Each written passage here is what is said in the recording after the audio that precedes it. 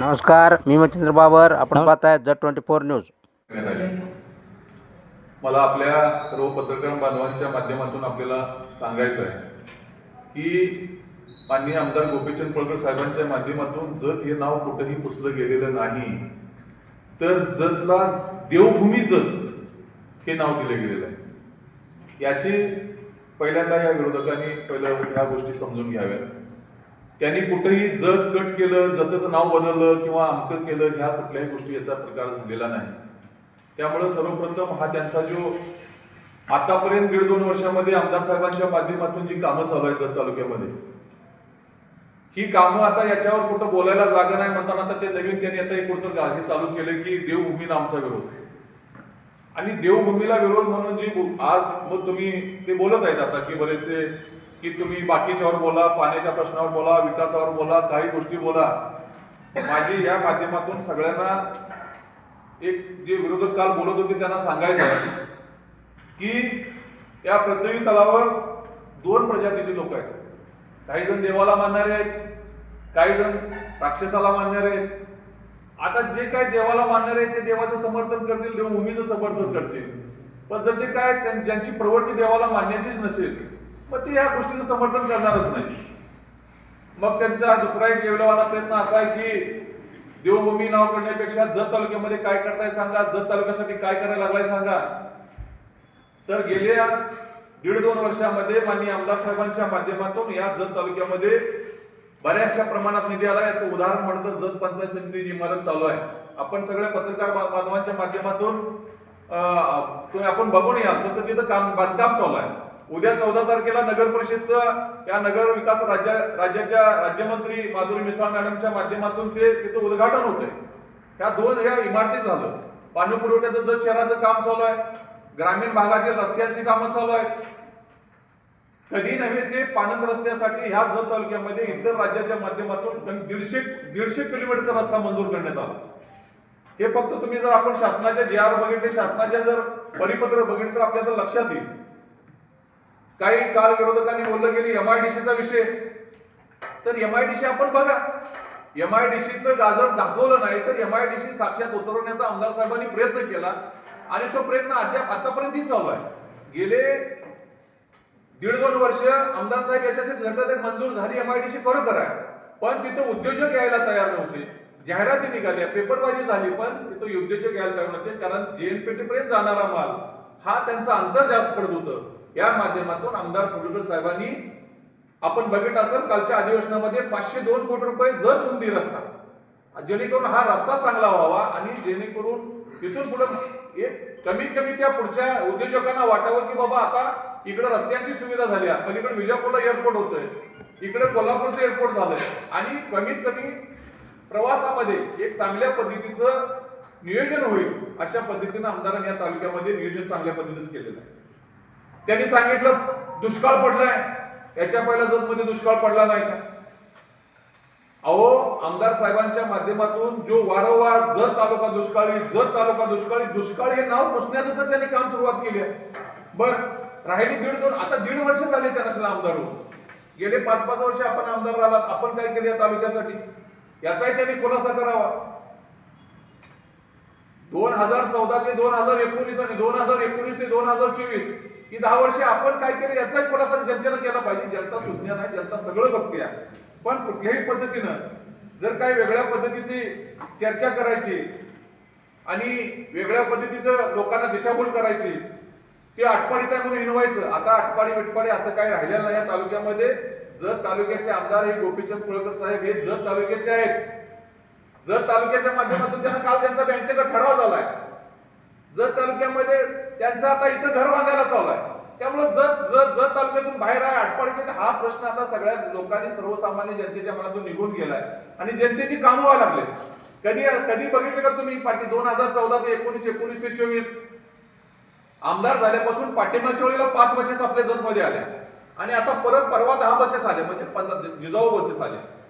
म्हणजे किती कामं चालू आहेत हे आपल्याला बघता येईल. पण विरोधकांना या गोष्टीचं भांडवल करायचं आहे.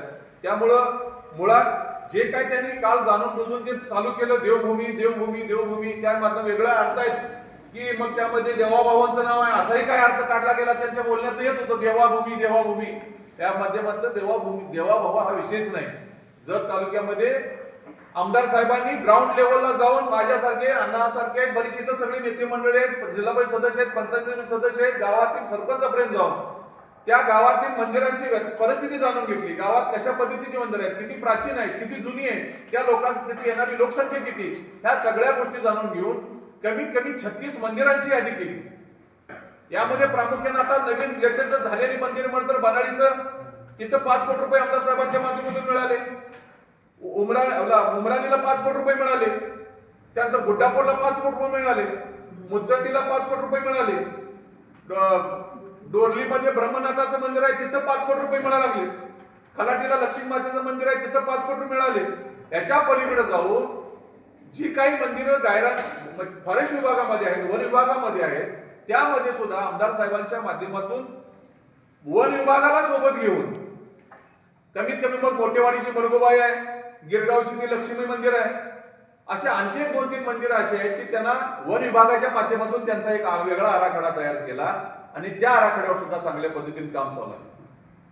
काही लोकांनी काल म्हटलं की त्यांनी ठोस काम सांगावं या तालुक्यामध्ये. ठोस तुम्ही ठोस कधी करू शकला नाही आणि दुसऱ्याला ठोस करून विचारण्यापेक्षा जे पंचायत समितीचं गेले ही पंचायत समिती स्थापन झाल्यापासून ती इमारत होती, तुम्हाला वाटलं नाही का ती पंचायत समितीची इमारत बदलावी?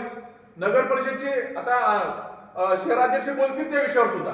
शहर नगर परिषदची इमारतीची परिस्थिती बघताय. आता ही कामं हवी, ठोस कामं नाहीत का?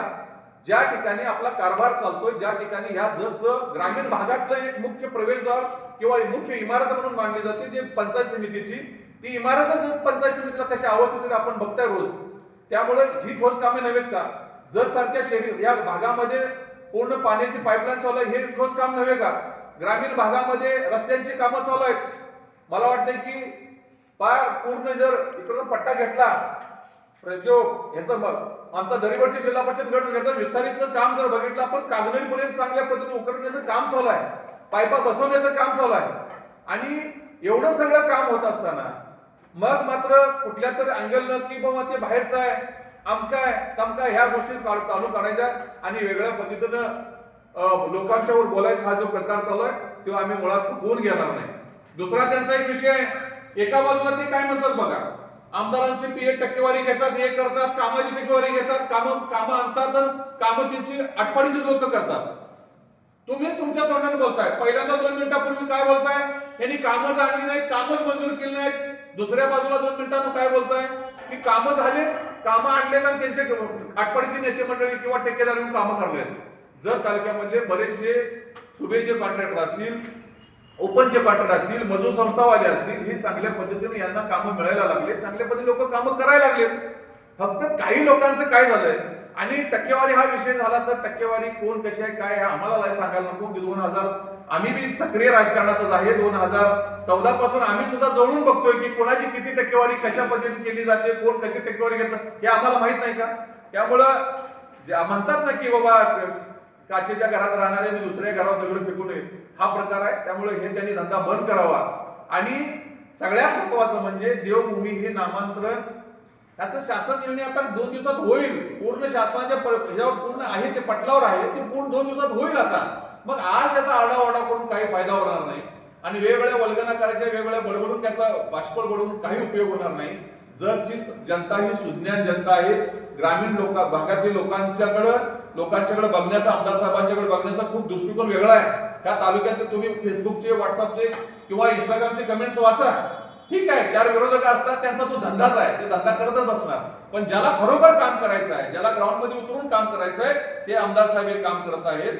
ठीक आहे. आणि काही सांगितलं की आमदार साहेब फोन उचलत नाहीत, ठीक आहे, फोन जरी उचलत नसला तर माझ्यासारखा कार्यकर्ता इथं बसलेला जो कार्यकर्ता आमदार साहेबांचं नाव सांगितल्यानंतर कुठे एखादं तिथं काम अडत नाही, ही तर भूमिका आहे. पण तुम्ही फोन उचलून किती जणांची कामं केली याचा त्यांनी खुलासा करावा असं मी त्यांना आव्हान करतो. आणि जतचं नामांतरण हे जत नुसतं नसून तर देवभूमी जत होईलच अशी मी आपणास आपल्या पत्रकार बांधवांच्या माध्यमातून ग्वाही देतो.